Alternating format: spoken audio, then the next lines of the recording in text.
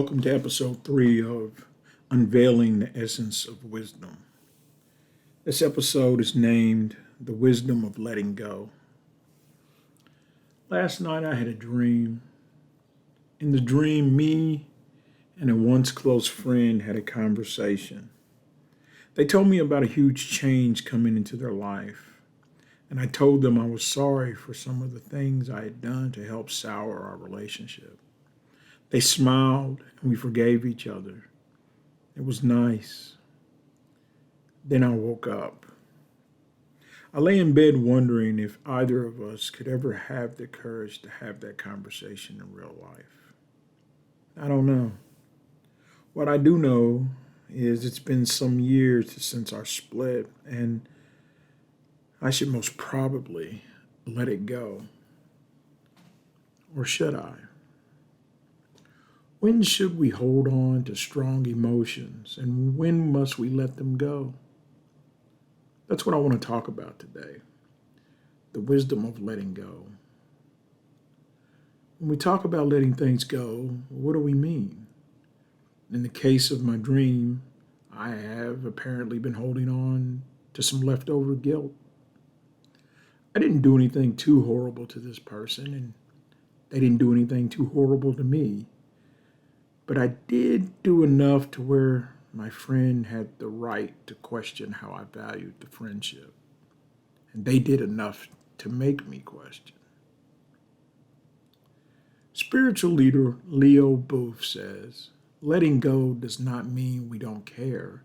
Letting go is discovering a path beyond the pain, beyond the conflict. Letting go is finding a way to live life. I've heard it said that the brain is a machine built for the purpose of reliving the past. This is how we learn. But what do we do when the machine turns against us and batters us with the experiences of our past over and over again, creating a barrier to our future that we just can't break through?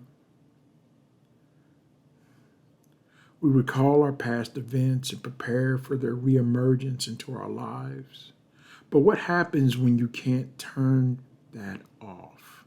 When the old memories play back on a loop and the old emotions bubble to the surface, and soon you are right back in the past, reliving your traumas all over again.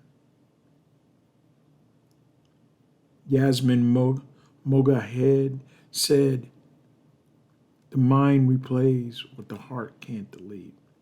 I really hope I said her name right. If I didn't, forgive me, Yasmin. But ain't that the truth? The mind replays what the heart can't delete.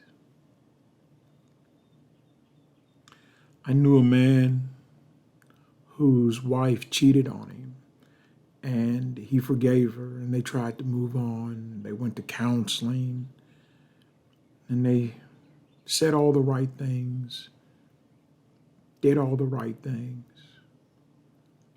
But every time she left the house, he questioned her. When we were at work together, he was always calling to check on her. The fellas asked him, they said, why you stay with her if you don't trust her? And he says, I do trust her. My mind does, but my heart just won't forgive. The marriage didn't last. How could it?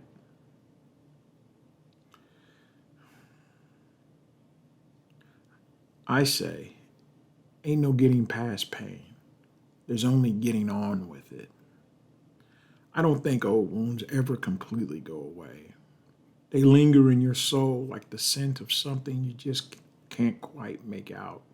A perfume she wore, the smell of your pop's cologne, a constant reminder of something in your past, something you went through, something you can't let go, or something that just whiffs of remembrance.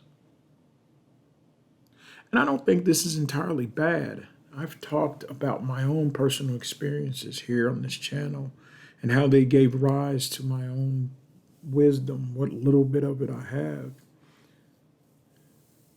But again, I ask, what happens when you can't let go? That's probably your question as well.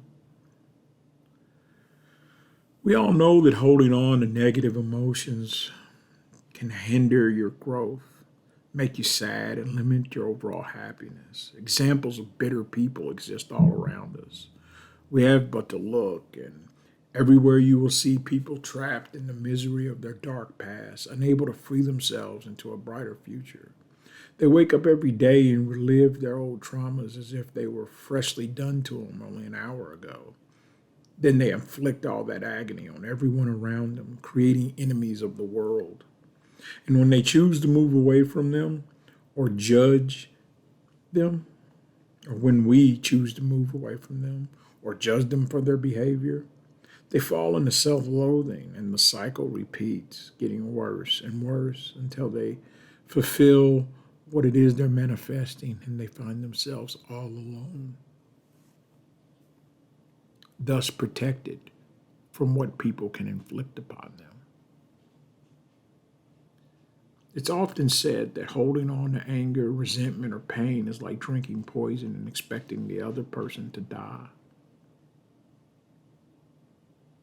My message is to embrace the wisdom of letting go, to free yourself from the burden of the past and create space for more positive experiences and new emotions in your life.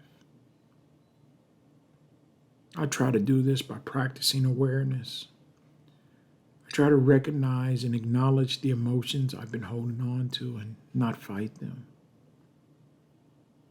Sitting and feeling whatever negative emotion is troubling me, that is troubling me at the time, always helps.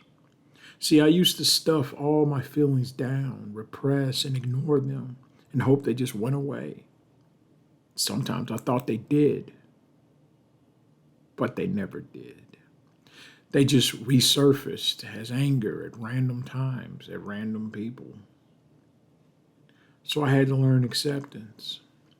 And when I began to accept my emotions are part of my past experiences, I realized that I have the power to choose whether to continue carrying them or not. See, your feelings don't define you, but you will be defined by how you act them out on the world. So it's always wise to practice self-compassion.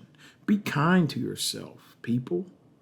Understand that it's normal to have difficult times. Give yourself permission to go through stuff. Life is a buzzsaw, and we're all going to get cut, but we do not have to get an infection. Reflection helps. I try to every day to explore lessons that I've learned in this life.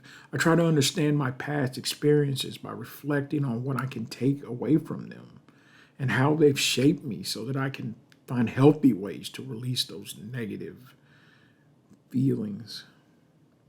What helps me is a gratitude log. I've been keeping one for several years now. And every day I jot down a few things I'm grateful for. Having gratitude for the now really helps with letting go of the then. Trust me.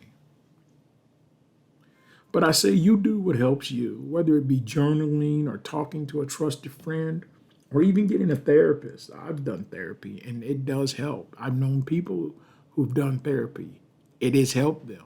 They will tell you that. There's no shame in it. The stigma, especially in the African American community about mental health, is real. But you have to love yourself more than you love the opinions of others about you. So if you need to talk with someone, go do it. Another outlet for me is creativity. I write, I paint. I also practice mindfulness and meditation. Mindfulness I found to be beyond powerful. Focusing on the present shifts your attention to the current moment and not the pain from long ago. Engage in activities that bring you joy and nurture healthy relationships with healthy people. Avoid toxic people and all the drama they'll drag into your life. Create a vision for you of your future and then try and forgive yourself.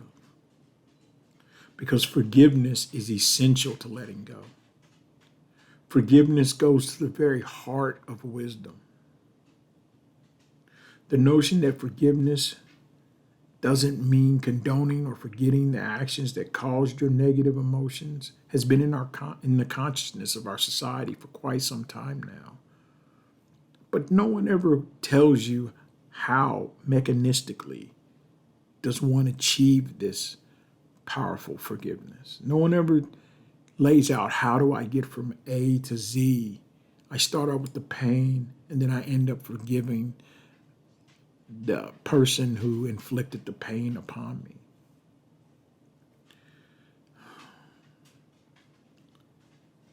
You can join a support group or see a counselor like I've talked about before.